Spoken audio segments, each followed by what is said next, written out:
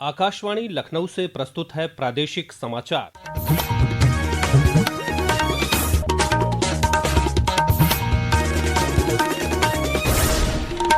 मुख्य समाचार। मुख्यमंत्री योगी आदित्यनाथ ने कानपुर के बिठूर महोत्सव में आंगनबाड़ी कार्यकर्त्रियों को बांटे नियुक्ति पत्र। कहा, विरासत और विकास के साथ जुड़ने वाले महानगर के रूप में विकसित हो रहा है कानपुर।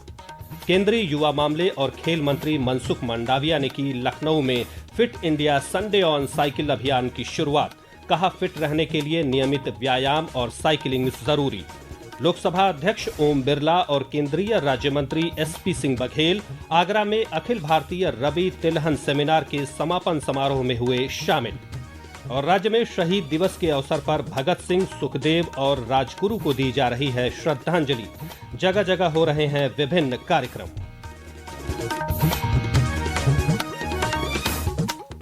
नमस्कार, प्रदेश के समाचारों के साथ मैं राघवेंद्र त्रिपाठी। और अब समाचार विस्तार से। मुख्यमंत्री योगी आदित्यनाथ आज कानपुर के बिठूर महोत्सव में मुख्यमंत्री युवा उद्यमी विकास अभियान कार्यक्रम में शामिल हुए। इस अवसर पर श्री योगी ने कानपुर के 1302 उद्यमियों को 5 करोड़ 42 लाख रुपए का ऋण प्रदान किया। उन्होंने नवनियुक्त 329 आंगनबाड़ी कार्यकर्त्रियों को नियुक्ति पत्र और मुख्यमंत्री कृषक दुर्घटना कल्याण योजना के 127 लाभार्थियों को 6 करोड़ 35 लाख रुपए की सहायता राशि भी दी। मुख्यमंत्री ने कानपुर नगर की समीक्षा बैठक के दौरान विकास कार्यों और कानून व्यवस्था की स्थिति का जायजा लिया। बैठक में जनप्रतिनिधियों ने उन्हें क्षेत्रीय समस्याओं से अवगत कराया, जिनके समाधान के लिए मुख्यमंत्री ने अधिकारियों को ठोस निर्देश दिए। इससे पहले श्री योगी ने शहर में चल रही विकास परियोजनाओं का जायजा लिया। इस दौरान उन्होंने चुन्नीगंज में निर्माणाधीन कन्वेंशन सेंटर और चुन्नीगंज मेट्रो स्टेशन का निरीक्षण भी किया। मुख्यमंत्री ने कहा कि राज्य सरकार की व्यावहारिक और पारदर्शी नीतियों से प्रदेश लगातार सर्वांगीण विकास की ओर अग्रसर है। कानपुर भी विरासत और विकास के साथ जुड़ने वाले महानगर के रूप में तेजी से बढ़ रहा है। आज कानपुर में यहाँ पर औद्योगिक वातावरण बनाने के लिए फिर से डिफेंस मैन्युफैक्चरिंग कॉरिडोर का निर्माण का कार्य हो रहा है। एम्युनिशन मैन्युफैक्चरिंग का काम यहाँ प्रारंभ हो गया है। यहाँ पर टेक्सटाइल के नए हब के रूप में विकसित करने के लिए फ्लैटेड फैक्ट्री का निर्माण कार्य युद्ध स्तर पर चल रहा है। अगले 2-3 महीने के अंदर रेडीमेड गारमेंट के एक नए केंद्र के रूप में कानपुर फिर से विकसित होने जा रहा है। ये कानपुर फिर से एयर कनेक्टिविटी के साथ जुड़ चुका है। वंदे भारत ट्रेन की सुविधाएं कानपुर से दिल्ली के बीच, अन्य नगरों के बीच फिर से प्रारंभ हो चुकी है। आउटर रिंग रोड हो या फिर लखनऊ कानपुर के बीच में ग्रीनफील्ड एक्सप्रेसवे का निर्माण, गंगा एक्सप्रेसवे के निर्माण होने के बाद पश्चिमी उत्तर प्रदेश और पूर्वी उत्तर प्रदेश की दूरी को और कम करने में कानपुर से मदद मिलेगी। कानपुर नए भारत का अपनी विरासत और विकास के साथ जुड़ने वाले महानगर के रूप में देखने को मिल रहा है।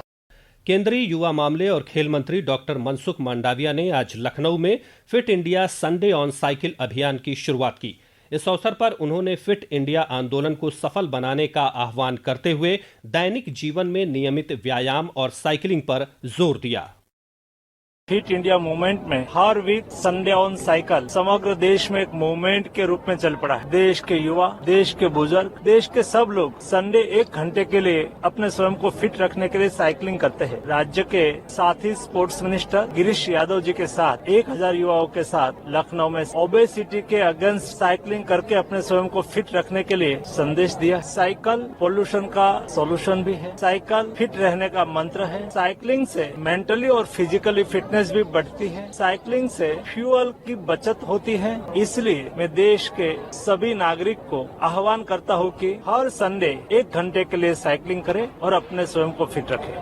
यह राष्ट्रव्यापी साइकिलिंग अभियान अब तक 4200 से अधिक जगहों पर आयोजित किया जा चुका है, जिसमें 2 लाख लोग शामिल हुए हैं। इस पहल के जरिए वायु प्रदूषण कम करने और पर्यावरण अनुकूल जीवन शैली को बढ़ावा दिया जा रहा है। लखनऊ में अगले महीने कुकरैल नाइट सफारी और एडवेंचर पार्क का निर्माण कार्य शुरू हो जाएगा। सूत्रों के मुताबिक ईपीसी मोड में लगभग 2 वर्ष के भीतर पहले चरण का निर्माण और विकास कार्यों को पूरा किया जाएगा। कुकरैल नाइट सफारी देश में अपनी तरह की ऐसी पहली नाइट सफारी होगी, जिसमें 38 तरह के जीव जंतुओं के एनक्लोजर, अम्यूजमेंट एक्टिविटी एरिया, प्रशासनिक block, 7D theatre, art gallery, entry gateway, cafeteria, entrance plaza, quarantine ward, पशु चिकित्सालय और स्टाफ के लिए आवासीय खंड बनाए जाएंगे। परियोजना के तहत आधुनिक सीसीटीवी सर्विलांस सिस्टम की स्थापना भी होगी।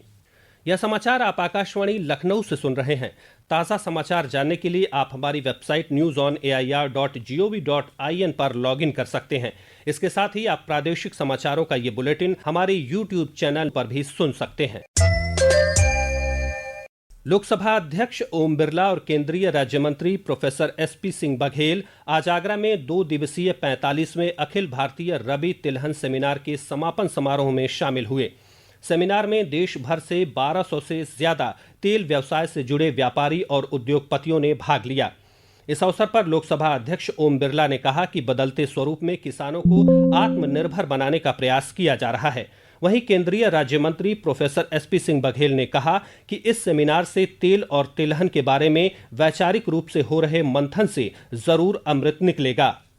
अलीगढ़ मुस्लिम यूनिवर्सिटी के जवाहरलाल नेहरू मेडिकल कॉलेज में उत्तर भारत की पहली विश्व स्तरीय नवजात हृदय रोग गहन चिकित्सा इकाई जल्द बनकर तैयार हो जाएगी। इस सिलसिले में चिकित्सालय और भारतीय तेल निगम लिमिटेड के बीच समझौते पर हस्ताक्षर किए गए हैं। और विवरण हमारे प्रतिनिधि से।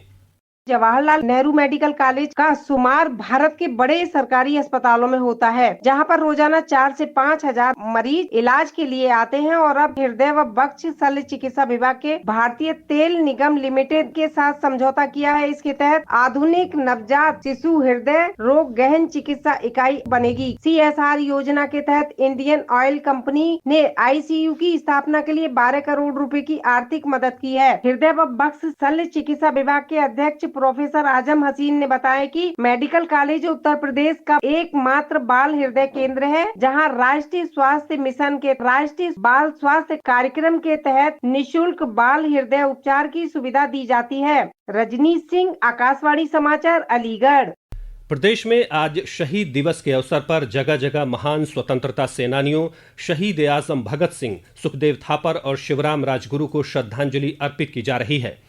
अमरोहा जिले के हसनपुर नगर पालिका परिसर में स्थित सरदार भगत सिंह की प्रतिमा पर माल्यार्पण किया गया और उनके जीवन आदर्शों से प्रेरणा लेने का आह्वान किया गया। इस अवसर पर कुशीनगर में चैरिटेबल ब्लड बैंक के सहयोग से रक्तदान शिविर का आयोजन किया गया, जिसमें स्थानीय विधायक PN पाठक सहित कई लोगों ने रक्तदान किया। जौनपुर में भारतीय टीम के पूर्व क्रिकेटर विनोद कांबली ने भगत सिंह की प्रतिमा पर माल्यार्पण किया और लोगों से उनके जीवन दर्शन का अनुसरण करने की अपील की। तीनों वीर सपूतों को आज ही के दिन वर्ष 1931 में लाहौर की सेंट्रल जेल में फांसी दी गई थी।